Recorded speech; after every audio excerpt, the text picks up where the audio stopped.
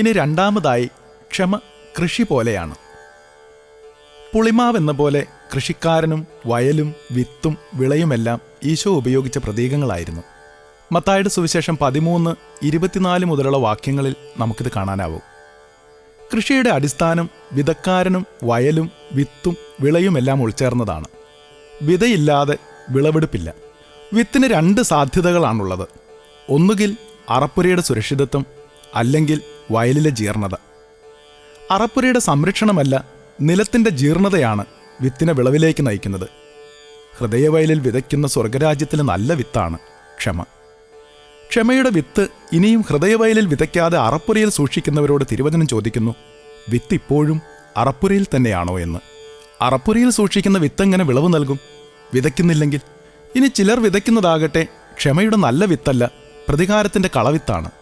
തിരുവചനം പറയുന്നു, മനുഷ്യൻ വിതയ്ക്കുന്നത് തന്നെ കൊയ്യും, അനീതി ഉഴുത് തിന്മ വിതയ്ക്കുന്നവൻ അത് തന്നെ കൊയ്യും.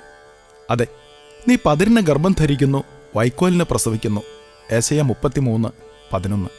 മനുഷ്യൻ ക്ഷമയുടെ കൃഷി ഇറക്കാത്തതിനാൽ അവൻ്റെ അധ്വാനഫലം ഊതിപ്പറപ്പിക്കപ്പെടുന്നു. ആന്തരികവും ബാഹ്യവുമായ ഇന്നത്തെ മനുഷ്യൻ്റെ തകർച്ചയുടെ ഒരു കാരണം ഹൃദയവയലിൽ നാം ക്ഷമയുടെ കൃഷി ഇറക്കാത്തതാണ്. ക്ഷമയുടെ ഫ്യൂസ് കുത്തിയാലേ കൃപയുടെ കരണ്ടൊഴുകൂ. ഒപ്പം ക്ഷമയുടെ വിത്ത് വിതച്ചാലേ അനുഗ്രഹത്തിൻ്റെ കതിർ കൊയ്യാനാകൂ. ഒരു ധ്യാനത്തിൽ ആന്തരിക സൗഖ്യ ആരാധനയുടെ സമയത്ത് ഒരു സ്ത്രീ വലിയ ബഹളം വെച്ച് വിളിച്ചു പറയുകയാണ്, എനിക്കിപ്പോൾ തന്നെ എൻ്റെ വീട്ടിൽ പോകണമെന്ന്. കാര്യമന്വേഷിച്ചവരോട് അവൾ പറഞ്ഞു, ഞാനും എൻ്റെ അപ്പനും അമ്മയും ഈ ധ്യാനത്തിൽ പങ്കെടുക്കുന്നുണ്ട്.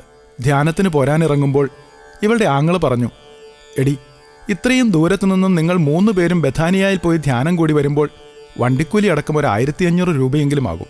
കാരണം അവർ വന്നത് വളരെ ദൂരെ നിന്നായിരുന്നു. അതുകൊണ്ട് നീ ഇവരെ ധ്യാനത്തിന് കൊണ്ടുപോകുന്നതിന് പകരം ആ 1500 രൂപ മുടക്കി നമ്മുടെ പട്ടിക്ക് എല്ല് വാങ്ങിക്കൊടുത്താൽ നമ്മുടെ പട്ടിയെങ്കിലും നന്നാവുമെന്ന്. കാരണം ഒരുപാട് ധ്യാനകേന്ദ്രങ്ങളിൽ അതിനു മുമ്പ് അവർ ധ്യാനിച്ചിരുന്നു. അന്ന് പകൽ ആ കുടുംബം കൗൺസിലിങ്ങിലെത്തിയപ്പോൾ അവരുടെ കുടുംബ പശ്ചാത്തലം പറഞ്ഞത് ഞാനപ്പോൾ ഓർത്തു.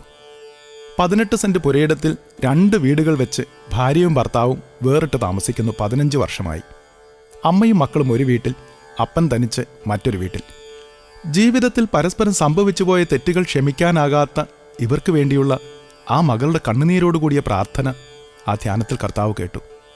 കൗൺസിലിംഗ് ശുശ്രൂഷയ്ക്കിടയിൽ തൻ്റെ മാതാപിതാക്കൾ പരസ്പരം കെട്ടിപ്പിടിച്ച് കരയുന്നത് അവൾ കണ്ടതാണ്. ഈ സന്തോഷം ആങ്ങളയോട് പറയുന്നത് ഓർത്തപ്പോൾ ഒരു നിമിഷം അവളുടെ നിയന്ത്രണം വിട്ടുപോയതാണ്. പ്രിയപ്പെട്ടവരെ, ക്ഷമയുടെ വിത്ത് പരിശുദ്ധാത്മ നിറവിൽ അവർ പരസ്പരം ഹൃദയവയലിൽ വിതച്ചപ്പോൾ അനുഗ്രഹത്തിൻ്റെ 100 മേനി ഫലങ്ങളാണ് ഇന്ന് ആ വീട്ടിൽ വിളയുന്നത്. ഇന്നവർ ഒരു കുടുംബത്തിലാണ് താമസം. അപ്പൻ തനിയെ താമസിച്ചിരുന്ന വീട് ഇന്ന് അവരുടെ തൊഴുത്താണ്. മകൻ്റെ മുടങ്ങിക്കിടന്നിരുന്ന വിവാഹം നടന്നു. മകളെ നല്ല കുടുംബത്തിലേക്ക് കെട്ടിച്ചയച്ചു. ആത്മീയ ജീവിതത്തിൽ അഭിവൃദ്ധി പ്രാപിച്ചു. അങ്ങനെ പോകുന്നു അനുഗ്രഹങ്ങളുടെ നീണ്ട നിര. അതെ പ്രിയപ്പെട്ടവരെ, ക്ഷമിക്കാത്ത കുടുംബങ്ങളിൽ ക്ഷാമമുണ്ടാകും, ക്ഷമിക്കുന്ന കുടുംബങ്ങളിൽ ക്ഷേമമുണ്ടാകും. വീഴ്ചയിൽ ആരംഭിച്ച് വിജയത്തിലെത്തുന്ന, ചെളിയിൽ വിതച്ച് കതിരിൽ വിരിയുന്ന, തകർച്ചയിൽ ആരംഭിച്ച് വളർച്ചയിലും, താഴ്മയിൽ വിതച്ച് ഉയർച്ചയിലും, സഹനത്തിൽ വിതച്ച് കിരീടത്തിലും എത്തുന്ന, കണ്ണുനീരോടെ വിതച്ച് സന്തോഷത്തോടെ കൊയ്യുന്ന കൃഷിയാണ് ക്ഷമ. ഇനി ക്ഷമയെന്ന കൃഷിയുടെ പ്രത്യേകത, ഏതൊരു കൃഷിയും വിത്ത് വിതച്ചു കഴിഞ്ഞാൽ അത് മുളയ്ക്കാനും വളരാനും ഫലം നൽകാനും അതിൻ്റേതായ ഒരു കാലതാമസമുണ്ടാവും. എന്നാൽ ക്ഷമയെന്ന കൃഷി ഹൃദയവയലിൽ ഇറക്കിയാൽ വിത്ത് വിതയ്ക്കുമ്പോൾ തന്നെ കൊയ്ത്താണ്. നാം ഇപ്പോൾ ക്ഷമ വിതച്ചാൽ ഇപ്പോൾ തന്നെയാണ് സമാധാനം, നാളെയല്ല. ഇപ്പോൾ തന്നെയാണ് രോഗശാന്തി, നാളെയല്ല. ഇപ്പോൾ തന്നെയാണ് ദൈവരാജ്യാനുഭവം, നാളെയല്ല. വിളവെടുപ്പിനായി കാത്തിരിക്കേണ്ടാത്തതും 100 മേനി ഫലം തരുന്നതുമായ ഹൃദയവയലിലെ കൃഷിയാണ് ക്ഷമ. മറ്റൊന്നുകൂടി, ഓരോ കൃഷി ഇറക്കാനും അതിൻ്റേതായ ഒരു കാലമുണ്ട്. സഭാപ്രസംഗികൻ 3:1. എല്ലാത്തിനും ഒരു സമയമുണ്ട്. നടാനൊരു കാലം, നട്ടത് പറിക്കാനൊരു കാലം. കൃഷി ഇറക്കാനും വിളവെടുക്കാനും ഒരു കാലമുണ്ടെങ്കിൽ ക്ഷമയെന്ന കൃഷി കാലം നോക്കിയല്ലേ ഇറക്കേണ്ടത് എന്ന് തിരുവചനം പറയുന്നു. സഭാപ്രസംഗികൻ വീണ്ടും പറയുന്നു, കാറ്റ് നോക്കിയിരിക്കുന്നവൻ വിതയ്ക്കുകയോ മേഘങ്ങളെ നോക്കിയിരിക്കുന്നവൻ കൊയ്യുകയോ ഇല്ല എന്ന്. 11:3. തളിരിട്ട് നിൽക്കുന്ന അത്തിവൃക്ഷത്തിൽ എന്തെങ്കിലും ഫലങ്ങൾ ഉണ്ടാകാമെന്ന് കരുതി യേശു അടുത്ത് ചെന്നത് അത്തിപ്പഴങ്ങളുടെ കാലത്തായിരുന്നില്ല. എന്നിട്ടും അവനതിനെ ശപിച്ചു, ഫലം കാണാത്തതിന്. മർക്കോസ് 11:13. സന്ദേശം വ്യക്തമാണ്. കാലവും കാലാവസ്ഥയും നോക്കാതെ അനുദിനം ക്ഷമയുടെ വിത്ത് വിതച്ച് അനുഗ്രഹം കൊയ്തെടുക്കണമെന്ന് വിളവിൻ്റെ നാഥൻ ആഗ്രഹിക്കുന്നു.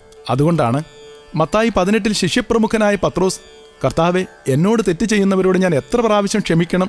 7 പ്രാവശ്യമോ എന്ന് ചോദിച്ചപ്പോൾ 7 70 പ്രാവശ്യം എന്ന് ഈശോ മറുപടി പറഞ്ഞത്. കാലം നോക്കിയോ സമയം നോക്കിയോ എണ്ണം നോക്കിയോ അല്ല ക്ഷമിക്കേണ്ടത് എന്നർത്ഥം. ലൂക്ക 17:4 ഇവിടെ കൂട്ടി വായിക്കണം.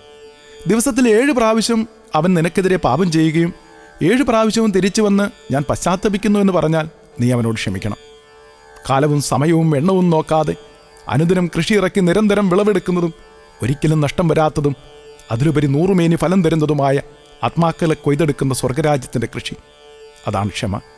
ക്ഷമയുടെ കൃഷി ഇറക്കുവാനും അനുഗ്രഹത്തിൻ്റെ 100 മേനി ഫലം കൊയ്യാനുമുള്ള കൃപയ്ക്കായി പ്രാർത്ഥിച്ചുകൊണ്ട് നമുക്ക് മുന്നോട്ട് നീങ്ങാം.